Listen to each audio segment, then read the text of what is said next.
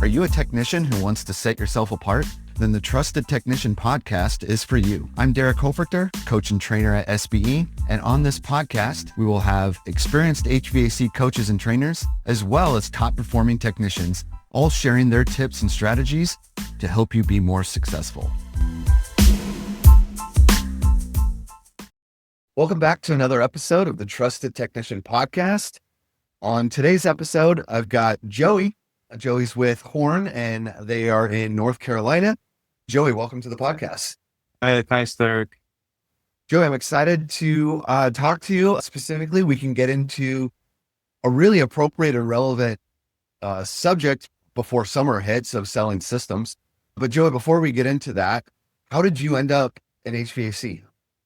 So I was in the military, and when I got out, I was going to go to college, which I did at NC State, use my GI Bill. I got to college and I really kind of figured out, man, this wasn't for me. I was a little bit older than most of my classmates and things like that. And I started talking to a friend that was in the trades, and he said I should really look at it. So I moved back to Charlotte, North Carolina, and used my GI Bill at a community college actually here for their HVAC trade school. And middle of summertime came, and they had it posted on bulletin board for a summer internship with a company. And so I started install for that summer internship. Summer got over, and the owner was like, hey, I really, want to keep you. You don't have to go back to school. You get your license through me and everything. So I actually became a lead installer for him. I did that for about 2 or 3 years. And then he made me a service technician. As a service technician, became a selling technician, did that for probably 8 years, really got a good knowledge and base of selling under my belt. And then, I became a comfort consultant. So that was my process and my journey through HVAC. I've been a comfort consultant probably for about 5 years now, and, been really successful. What do you enjoy most about working in HVAC? To be honest, I love going to different customers' homes and meeting new people. It's been like a huge networking thing for me. Like, one of my customers owns a pest control company. He takes care of my pest control at my house. Like, just meeting new people and being in a different home every day and different conversations is probably, my favorite thing about doing HVAC. What has been the most challenging aspect of it, or what is currently the most challenging part of it? Man, I'm a grinder. So, I'm very goal oriented, and I always try to be successful in everything I do. I try to battle, Eddie for number one on the SBE board. But one of the most challenging things I think for me would be family time. So, you're in the grind and you're trying to, hit your goals and things like that. So we work a lot of weekends, and I think, having that work-life balance is probably one of the biggest challenges for me. But, that's just a lot of my personal goals too that involve working a lot. So, yeah. And for those listening, Joey referenced the leaderboard. Anyone can visit the SBE website, sbeodyssey.com, and look at the 2025 rankings. And as we're recording this today, Joey, end of April, you are number one on the boards. You are above Eddie. So shout out to Eddie. He gets called out here on there. And again, if people want to check that out, we're here in April, Joey, and you're creeping up on the 2 million mark in sales already. And we hasn't even really got hot. Yeah. So you were a selling tech. You did that for a while, but I know you've told me before that you sort of felt like you were so good at selling systems that running the service calls kind of competed with your time a little bit. What do you think made you just gravitate towards the equipment side and selling and replacing systems? So, I thoroughly enjoyed being a service technician, but I felt that my potential was capped to a bit of like what I could sell, because obviously as a technician, you got to run those 0 to 5 maintenances sometimes and those warranty calls, which I do believe every call has an opportunity, right? Or an opportunity to make an impression with that customer and keep them as a customer for a long time. But what really gravitated was I knew I was successful and I knew I wasn't afraid to have those hard conversations with a customer, and that, you can't really teach personality, right? Like what, and that was one of the biggest things. I knew that I had a good rapport with customers and people trust me, and that I'm trying to figure out what's best for the customer, not best for me. So I really, was being successful with selling systems on my own service calls and flips. So I wanted to see what I could do and where I could take it. Obviously, some people, like, money's a big factor in how much money you make is a goal for some people. And I think that was for a long time with me. But then I had kids and I was like, now that is my motivation and my ambition to be successful and make as much money as possible to, give them things that maybe I didn't have when I was younger. So that was probably my, true motivation to go into full on sales. So that you kind of then in your mind knew that, hey, if I just ran estimates full time and I wasn't out, doing the maintenances and the tune-ups and all that, if I just ran estimates, I could even sell more systems. Yeah, absolutely. Yeah. Okay. So gravitated towards the comfort advisor role.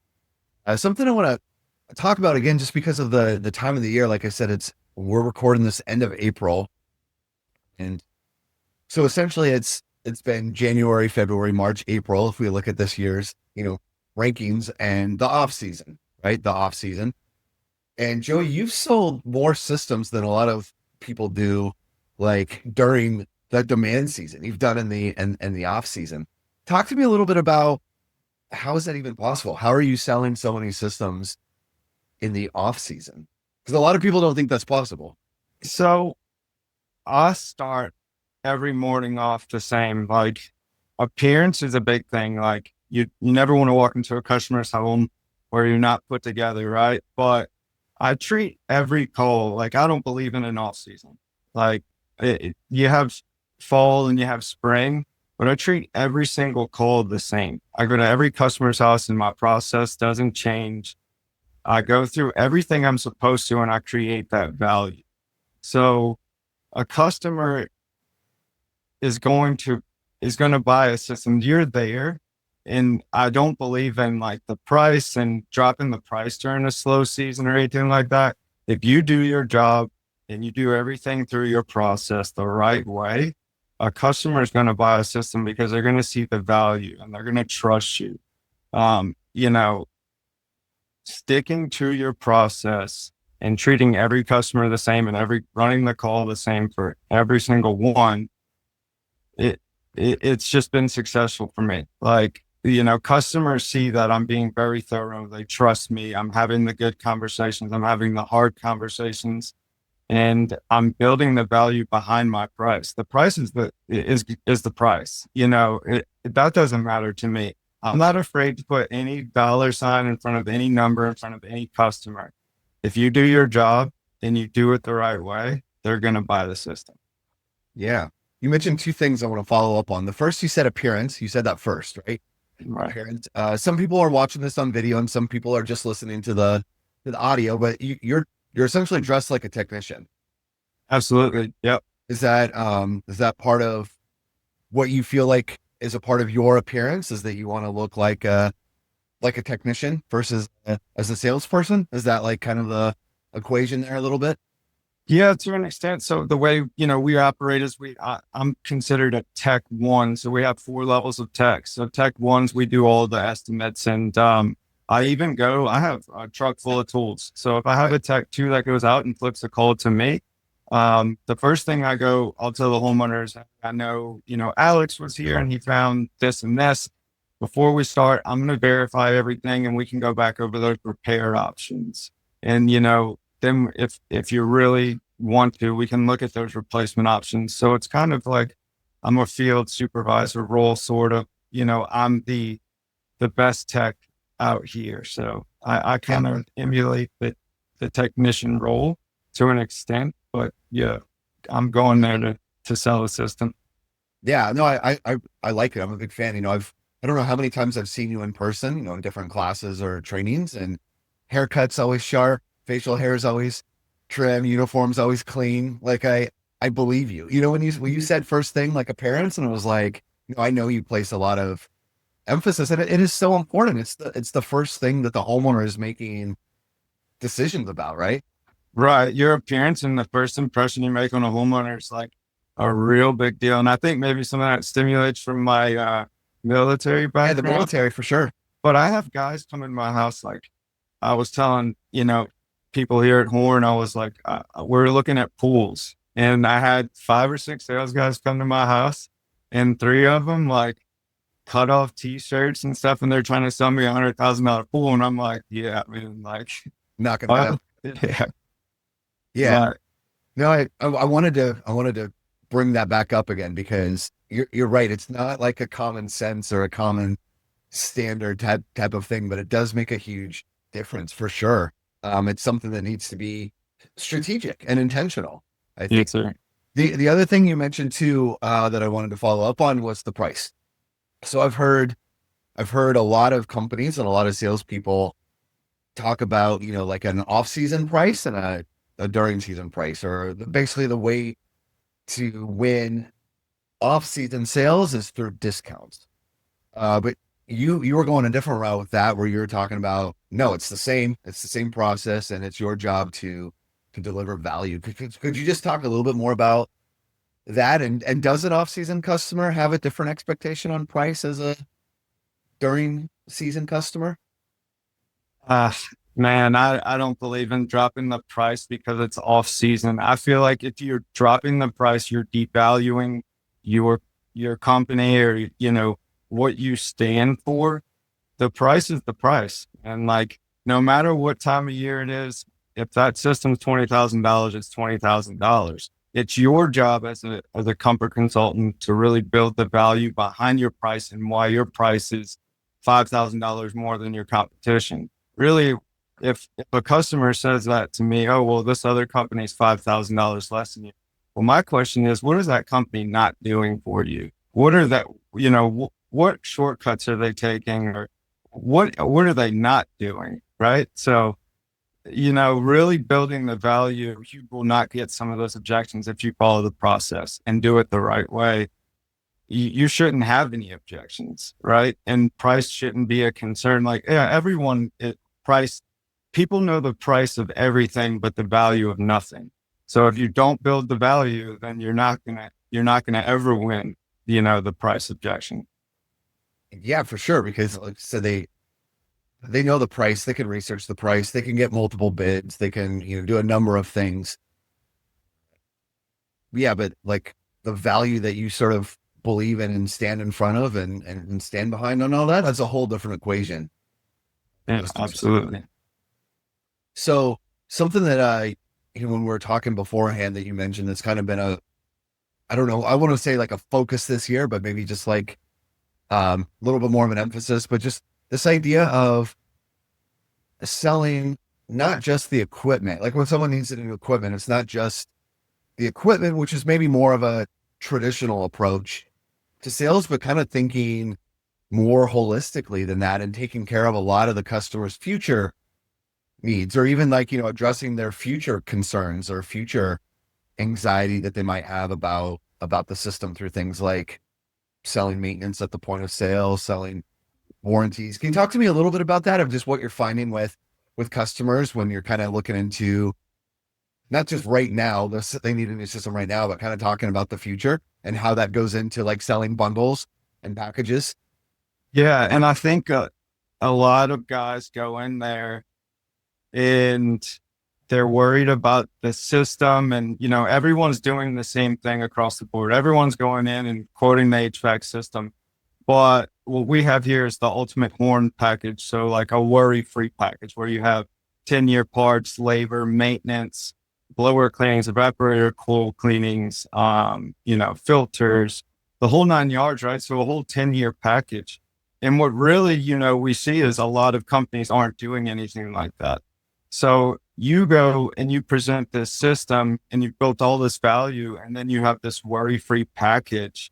It's like, hey, not only am I going to give you a system, but I'm going to guarantee I take care of you for the next 10 years. You're never going to have to spend another dime on this system. And no one, no other company, the other five that are come have done anything like that. And I hear all the time, wow, like no one showed me this. No one else does anything like this. But it all comes down to the cost of ownership, right? So, hey, this customer has had maintenance for the last 10 years. So they paid what, $300 to $400 a year for maintenance. So look, that's $4,000, right? And then they've had 3 or 4 major repairs that were $1,000 or more. And that's 4,000, let's say another 4,000. So right there in 10 years, they've spent $8,000. But I have this worry-free package that'll cost you, $5,800. We add it on to any system and you're taken care of for 10 years. You'll never, and it also locks the customer into, hey, if the maintenance increases at all in the next 10 years, you're locked into this current price. You're also not paying taxes every year on this maintenance or these repairs. I think, a worry-free package for any company is going to set you above pretty much 99% of your competition if you offer that. Yeah. And even the customers that are truly just shopping for a system, if you offer them something like that, your chances, it's like, you take the shot, you miss it. But if you take the shot and you get it unexpectedly, it's like, wow, it's just an added bonus, right? But you're never gonna hit the shot if you don't take it. So that's one of the things. It's like I offer it to every single customer. Like, hey, this is the worry-free package we can do with any system. Yeah. I really like it, and even like you were saying too, there's a lot of reasons, but like, yeah, just like the protection against inflation. Right. If someone is going to do maintenance anyway and just pay for it year after year, like what is that annual maintenance going to cost in 5 years? Right. Or 7 years or 8 years or 9 years. Yeah. That ability to lock it in. It makes a lot of sense, and you're right too. Like a lot of companies aren't even thinking about this. I think there's like different categories of why you're not running up against it. Like one, they just have never considered it. They don't have the ability to even really put it together, or they've thought about it. They have the ability to put it together, but they're afraid. Right? They're afraid because again, going back to the price, they're afraid to do anything that's not trying to win on price. So anything that's adding price, to the sale, they're just afraid to do it. And I think a lot of that has to do with too is like people thinking with their own wallet or with your money. If you take yourself out of the equation, everyone spends their money differently. You have no idea. I've gone to like the most low end neighborhood and they were like, yep, we want the system and the 10-year package. And you're like, wow, if you take yourself and the way you think of money out of it and just tell the customer and give them the options, it'll change your sales for sure. Like my average ticket used to probably be like 12,000. My average ticket this year, probably like 19 to 20. Right. So, and that's just offering every solution that I can in all of the packages. Yeah, no, that's really good, but that's so hard. Right. But I think that goes back, if we kind of like bring it back, that's why probably it's so important to have a process. If you are just making your own, in your own budget and your own thinking and kind of doing things your own way, you're going to get yourself into trouble versus having a process that kind of gives you guide rails, right? Or kind of gives you like a lane to follow, right? Yeah. And if there's one thing like I could say is definitely talking about the cost of ownership with every customer and learning how to go over that is probably one of the biggest things to really, I would say, focus on for comfort consultants, because that's going to bring your ticket higher and create that value to show a customer. Now, this guy really knows what he's talking about. He really just showed me I spent $9,000 the last 10 years. So cost of ownership is huge. Yeah, I'm glad you mentioned that. Total cost of ownership, because I just know personally as a sales trainer, and I teach this.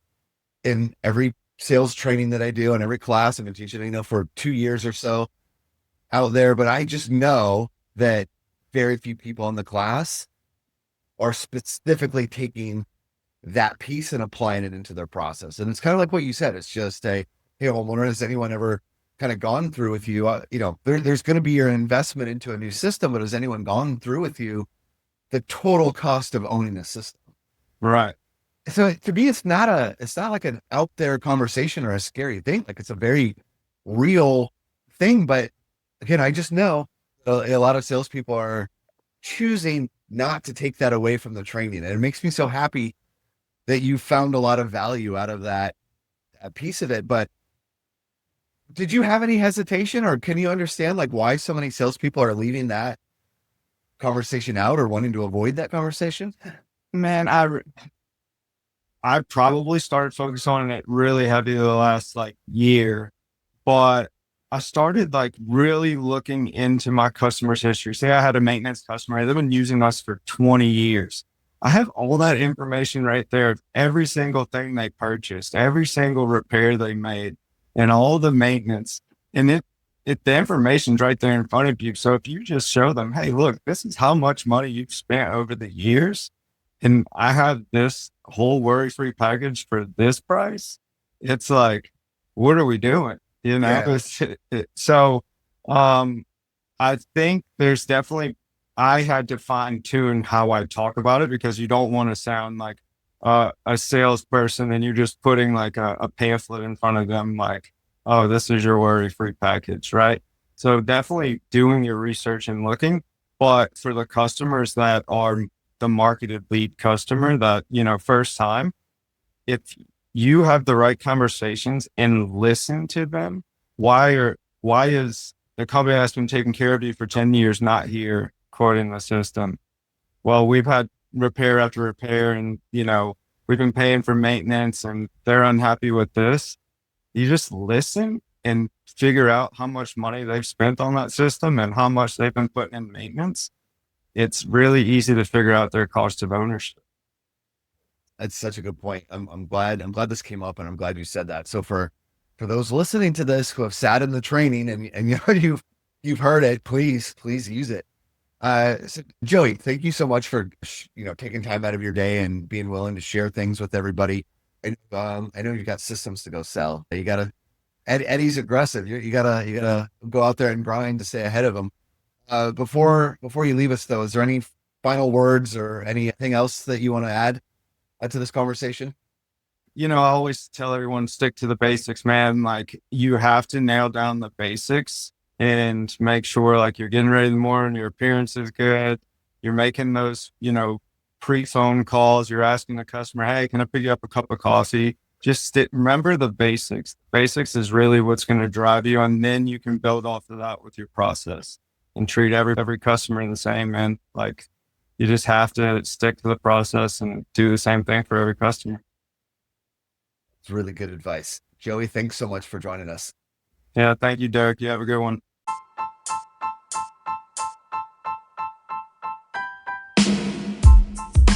Thank you for listening to the Trusted Technician Podcast. If you would like to learn more about SBE, you can find us online at sbeodyssey.com. If you enjoyed today's episode, we would appreciate it if you would leave us a review. Thank you for tuning in, and we'll see you next time.